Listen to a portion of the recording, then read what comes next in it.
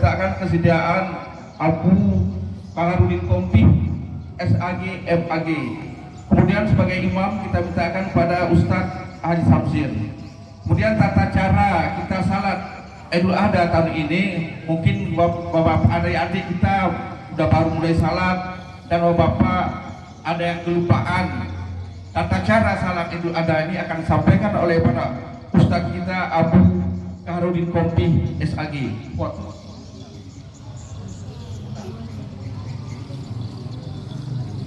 Ya, waktu salat Idul Adha.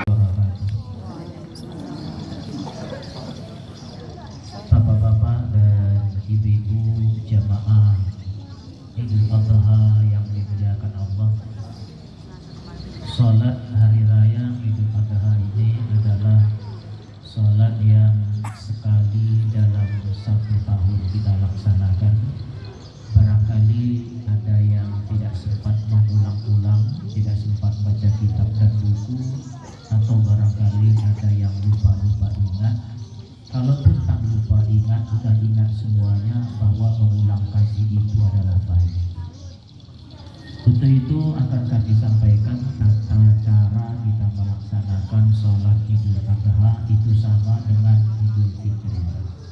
Yang pertama nanti, begitu nanti kita sudah memulai, tentu nanti salah seorang imam akan mengumandangkan pengganti qamat, bukan qamat, pengganti qamat, yakni as-shalatu jami'ah li Idul Adha.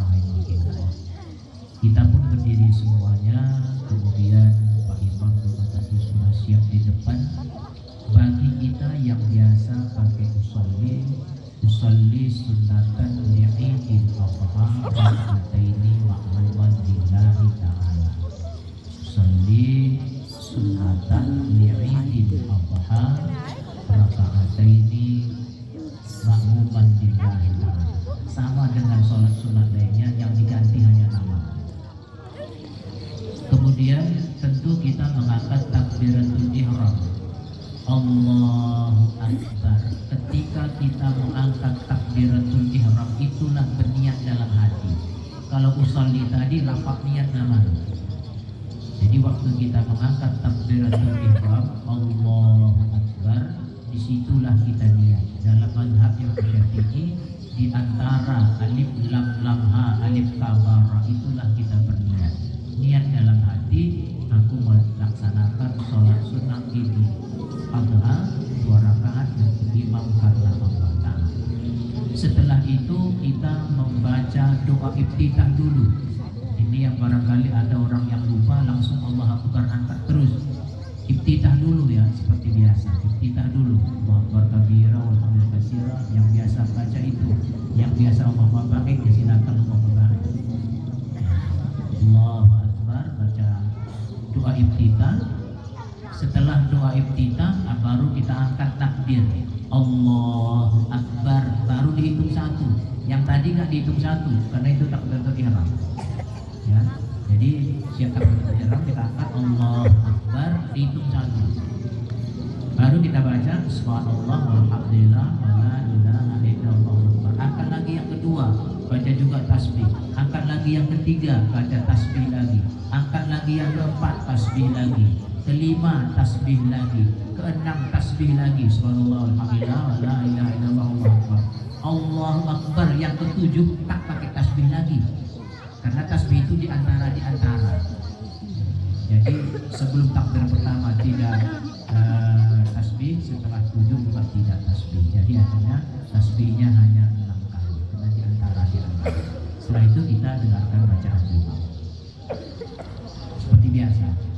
Kemudian di rakaat yang kedua kita bangkit dari bawah, dari sujud, namanya takbir intiqal. Allahu Akbar, belum dihitung dan nggak pakai tasbih. Angkat dulu Allahu Akbar, tasbih. Angkat lagi Allahu Akbar, tasbih. Angkat lagi Allahu Akbar, tasbih 3 kali. Allahu Akbar yang keempat, tasbih. Allahu Akbar kelima, nggak pakai tasbih. Dengarkan bacaan Allah untuk rukuk dan sujud kepada Allah pencipta alam semesta. Tak ada jemu dan bosan untuk memuji dan mengagungkannya. membesarkan asmanya, seraya mengucap takbir, tahlil, tahmid dan tasbih sejak terbenam matahari kemarin sampai nanti ba'da asar hari tasyrik 3 hari yang akan datang. Selawat dan salam kita sampaikan keharibaan junjungan alam, figur sentral universal yang telah membawa sebuah ajaran yang lengkap mengatur tatanan kehidupan manusia untuk menuju keselamatan di dunia sebanyak bulu hewan yang dia sembelih.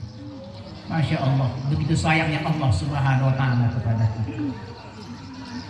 Jemaah yang dimuliakan oleh Allah Subhanahu wa Ta'ala, Al-Quran mengisahkan bagaimana seorang ayah yang ikhlas menyembelih anak kandung satu-satunya, si buah hati, belahan jantung, pelanjut cerita, penerus sejarah, anak semata wayang kata kita, anak yang bakal menjadi tumpuan dan harapan hidupnya.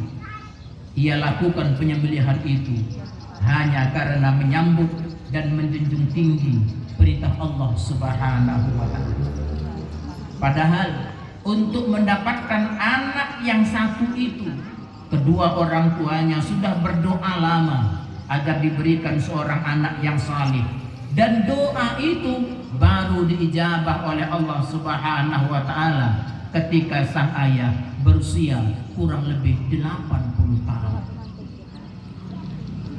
Firman Allah Subhanahu wa Ta'ala, Rabbi habli minas salihin fabasyarnahu bi ghulamin halim falamma balagha mawsa'ya qala ya bunayya inni ara fil manami anni azbahuka fanzur madza tara qala ya abadi fa'al ma tu'mar satajiduni insyaallah. Sebanyak bulu hewan yang dia sembelih. Masya Allah, begitu sayangnya Allah Subhanahu wa Ta'ala kepada kita.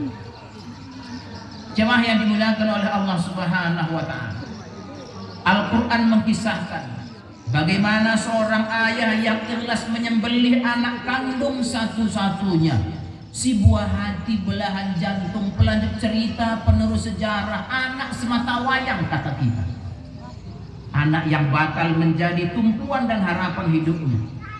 Ia lakukan penyembelihan itu hanya karena menyambut dan menjunjung tinggi perintah Allah Subhanahu wa Ta'ala.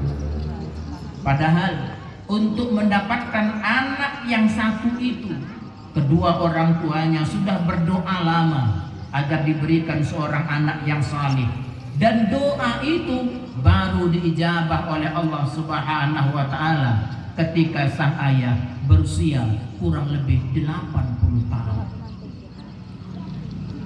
Firman Allah Subhanahu wa Ta'ala, Rabbi habli minas salihin fabasyarnahu bi ghulamin halim falamma balagha mawsa'ya qala ya bunayya inni ara fil manami anni azbahuka fanzur madza tara qala ya abadi fa'al ma tu'mar satajiduni insyaallah.